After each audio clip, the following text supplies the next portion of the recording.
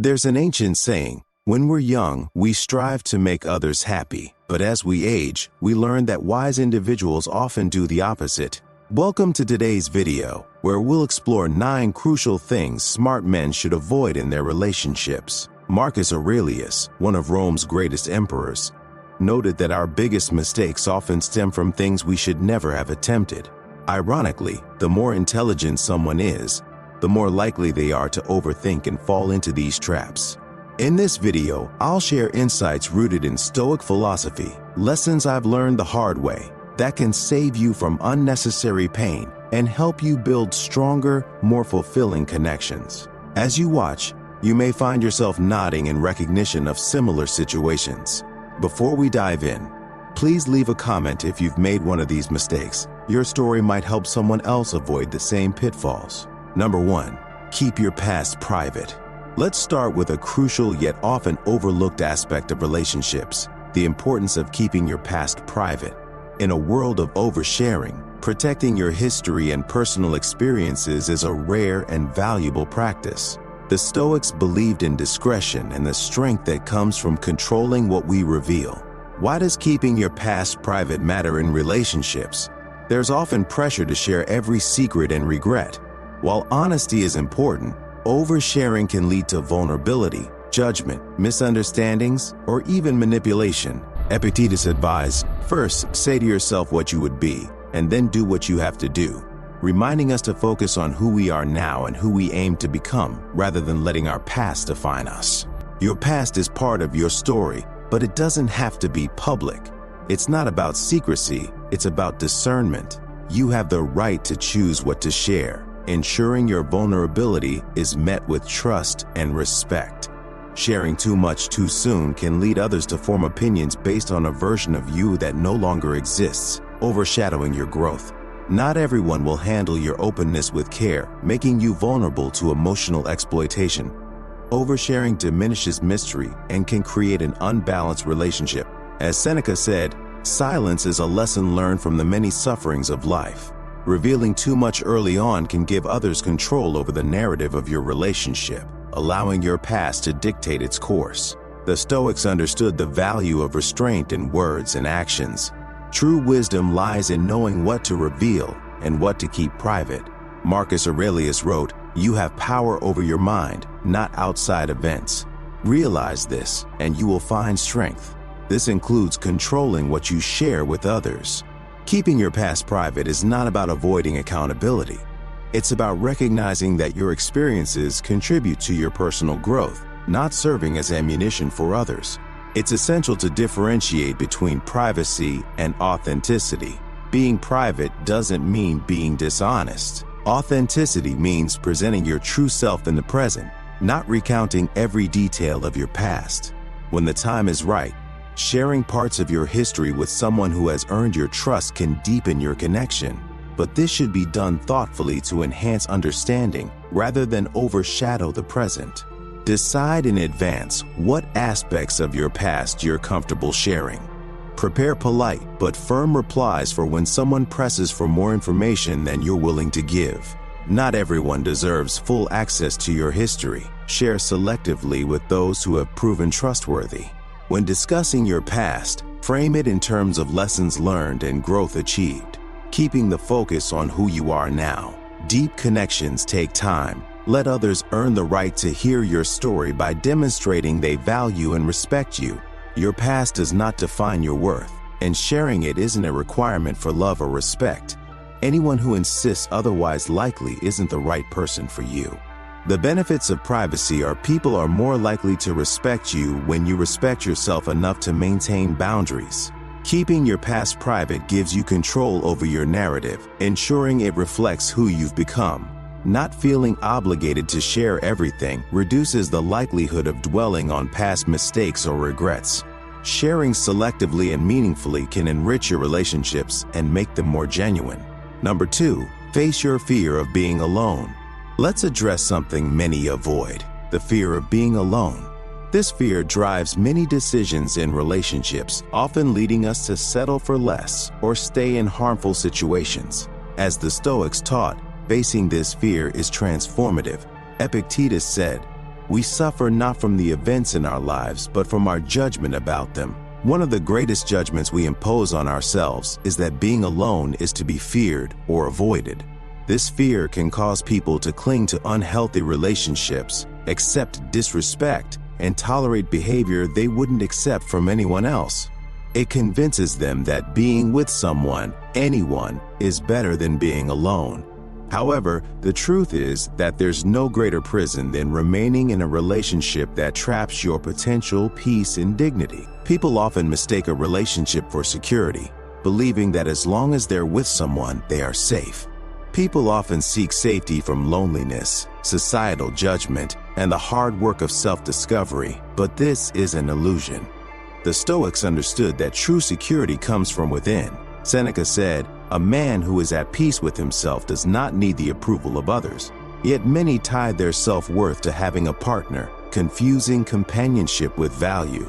The fear of being alone can lead to desperation, driving people into toxic relationships and keeping them there long after the damage is done. It blinds them to the growth opportunities that solitude provides. When you fear being alone, you avoid yourself, filling the silence with someone else's presence instead of facing your own thoughts, fears, and truths. The Stoics remind us that mastering yourself is the ultimate power. Many don't realize that being alone is not a weakness but a strength. It's a time to rediscover who you are, what you value, and what you truly want in life. Marcus Aurelius wrote, "Nowhere can man find a quieter or more untroubled retreat than in his own soul." Embracing solitude allows you to stop seeking validation from others and to build a fulfilling life, where anyone who enters adds to your happiness rather than being its sole source. Facing the fear of being alone is liberating. It teaches you that you are enough as you are and that you don't need anyone else to complete you. Being alone doesn't mean you're unloved or unworthy. It means you're brave enough to walk your path, even if no one is beside you. The Stoics embrace solitude as a necessary part of life for reflection, growth, and strengthening the mind. Epictetus reminds us that freedom is the only worthy goal in life, achieved by disregarding things beyond our control. The truth is, no one can control whether another person stays in their life. People leave, change, or disappoint us. The only constant is ourselves. To face the fear of being alone, shift your perspective. Instead of viewing solitude as punishment, see it as an opportunity for personal growth. Use this time to learn new skills and reconnect with your values. Strengthen your inner world through meditation, journaling, or activities that nurture your soul. Build a fulfilling life filled with meaningful pursuits, hobbies, and friendships.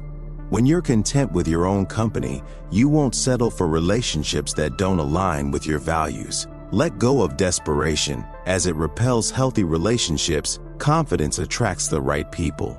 Practice gratitude and appreciate the freedom that comes with being alone. It's a chance to set your own course without compromise. Number 3, manage your time wisely.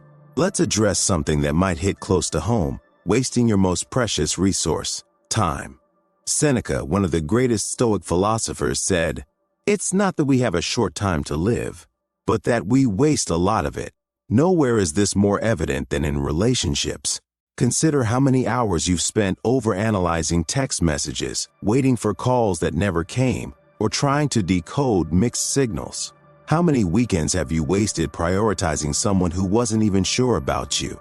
Marcus Aurelius simply stated, "Time is like a river. Once it flows past, it's gone forever." Yet, I've seen too many men squander their prime years chasing people who treat them as backup options. They cancel plans with friends, skip the gym, or put their goals on hold for someone who wouldn't do the same for them. The hard truth is that while you prioritize someone else, they might be treating you as an option.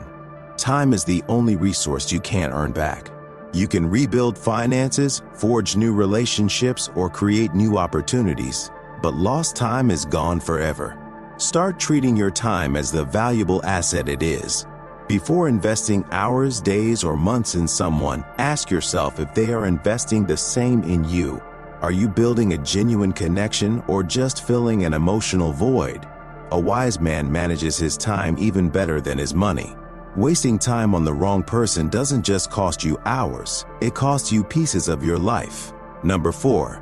Be proud of your achievements. Here's a paradox many smart men face. The more they achieve, the more they hesitate to own their success in relationships. Epictetus once said, "If you want to improve, be content to be thought foolish and stupid." However, there's a fine line between humility and hiding your light. I've seen accomplished men downplay their success or pretend to be less capable for fear of appearing arrogant. They build businesses, win awards, and reach milestones. But in relationships, they act as if none of it matters. Why? Somewhere along the way, they learned that too much success might scare people off. But if your achievements make someone uncomfortable, that's not your problem to fix. Marcus Aurelius said, "The best revenge is not to be like your enemy." In this context, don't dim your light just because it might make others uncomfortable. Being proud of your achievements isn't bragging, it's acknowledging your hard work, resilience, and vision. A strong partner doesn't want a man who hides his success. She wants someone who inspires her to reach for her own dreams. Own your journey.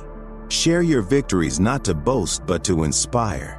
The right person won't feel threatened by your success. They'll be excited to be part of your next chapter. Your achievements are part of your story. Don't edit them out for someone else's comfort. Number 5. Protect your mental health. Let's discuss something men rarely talk about: protecting your mental health in relationships. The Stoics taught us that our mind is our fortress. Yet too many men allow their mental peace to crumble to keep someone else happy. We go to the gym to protect our physical health and work hard to secure our financial health. But we often let someone else's drama or negativity tear apart our mental well-being. Marcus Aurelius warned that very little is needed to create a happy life. It's all within yourself and your way of thinking. I've seen brilliant men, calm and collected in every other area of life, become anxious wrecks in unhealthy relationships. They check their phones every 5 minutes, overthink every word, and sacrifice their peace for someone else's happiness. Your mental health is the foundation for everything else. When it deteriorates, every aspect of your life, work, friendships, goals suffers. Prioritize your mental well-being above all else. Set boundaries, communicate your needs, and if a relationship consistently drains you instead of uplifting you, have the courage to walk away. Mental health isn't just about avoiding stress. It's about actively cultivating joy, peace, and self-respect. Many men convince themselves that constant emotional turmoil is just part of a relationship, losing sleep over someone else's mood swings and thinking it's normal. But if your relationship consistently disrupts your peace of mind, it's not love, it's emotional warfare. The Stoics taught us that mental peace is non-negotiable and should not be sacrificed, even for love. If you lose your inner peace, you bring a stressed, anxious version of yourself to the relationship, which is unhealthy for both you and your partner. Set boundaries, learn to say no, and walk away from drama. Understand that someone who truly cares about you will never force you to choose between their happiness and your mental health. Maintaining your mental health isn't selfish, it's essential. You can't pour from an empty cup, and you can't build a strong, healthy relationship from an unhealthy mind. Number 6. Be true to yourself. Let's discuss the crucial art of staying true to yourself in relationships. Albert Camus said that the moment you start changing who you are to please someone else is when you begin losing yourself. How often have you said yes when you wanted to say no, pretended to like something you hated, or agreed with opinions you didn't believe in? The Stoics teach us that acting against our nature leads to suffering, first from the effort it takes to perform, and again from the disappointment when it fails. I've seen strong, principled men abandon their values and goals just to fit into someone else's ideal, becoming actors in a role they think their partner wants to see. But when you stop being authentic, you've already lost. Ironically, trying to be what someone else wants makes you less attractive, not more. Authenticity has a power no performance can match. Epictetus said, "If you want to improve, be content to be thought foolish and stupid. Start saying no, share your real opinions, and stand firm in your values." Some people might walk away, But isn't it better to be alone for being who you are than to be accepted for being someone you're not? The right person won't want you to change. They'll inspire you to become the best version of yourself. Number 7, don't sacrifice your goals for others. Too many good men derail their ambitions in the name of love.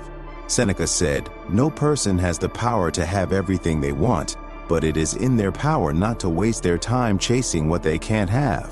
I've seen men put their careers on hold, abandon business opportunities, and give up lifelong passions to fit into someone else's life plan. They convince themselves it's compromise or that love requires sacrifice. But when you give up your dreams for someone else's, you're not just sacrificing goals, you're sacrificing your essence. Years later, these men wake up filled with resentment, wondering where their dreams went, hardly recognizing themselves. As Marcus Aurelius warned, "Look well into yourself. There is a source of strength which will always spring up." The problem isn't just missed opportunities, it's the loss of respect, both self-respect and the respect of their partner. No one truly admires someone who abandons their purpose for love. Keep your dreams alive. Pursue your goals with passion and include your partner in your journey if they want to join. But don't derail your path for theirs.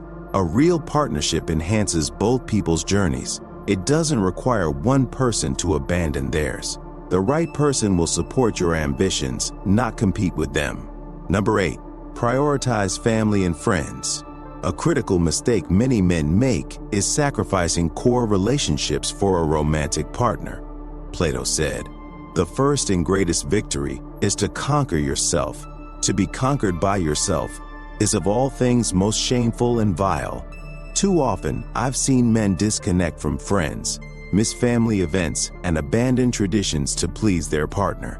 They think they're investing in the relationship, but they're actually burning bridges they might need later. By the time these men realize their mistake, they often find themselves isolated. Friends have moved on. Family relationships have grown distant. And if the romantic relationship ends, they're left truly alone. Maintain your friendships and keep your family close. Make time for the people who were there before the relationship and who will be there if it ends. A partner who tries to isolate you from your support system isn't protecting your relationship, they're controlling your life. Your close relationships are your safety net. Don't cut it away. Number 9, avoid excessive dependency. Finally, let's discuss the trap of excessive dependency. Marcus Aurelius said, "You have power over your mind, not outside events." Recognizing this will help you find strength. Intelligent, capable men often become overly dependent on a woman's approval, attention, or presence. They obsessively check their phones, plan their lives around her availability, and grow anxious if she doesn't respond quickly. Here's the Stoic truth. When you make someone else responsible for your peace, you become a slave to their behavior.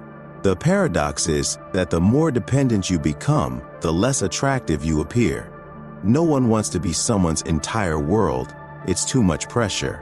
When you make someone your everything, you lose yourself, and eventually you may lose them too. Build a life that is so full and meaningful that a relationship enhances it rather than completes it. Cultivate your own interests, maintain your own space, and remember that true strength comes from within. As Marcus Aurelius taught, the happiness of your life depends upon the quality of your thoughts. These 9 Stoic principles are not just rules for relationships. They are a guide for living a life of dignity, strength, and authenticity. If this video resonated with you, hit the like button and share it with someone who might need to hear this message. Let us know in the comments which principle spoke to you most. Your experience might inspire someone else. Remember, the best relationships aren't built on sacrifice or dependency, but on mutual respect and individual strength. Until next time, stay strong, stay wise, and most importantly, stay true to yourself.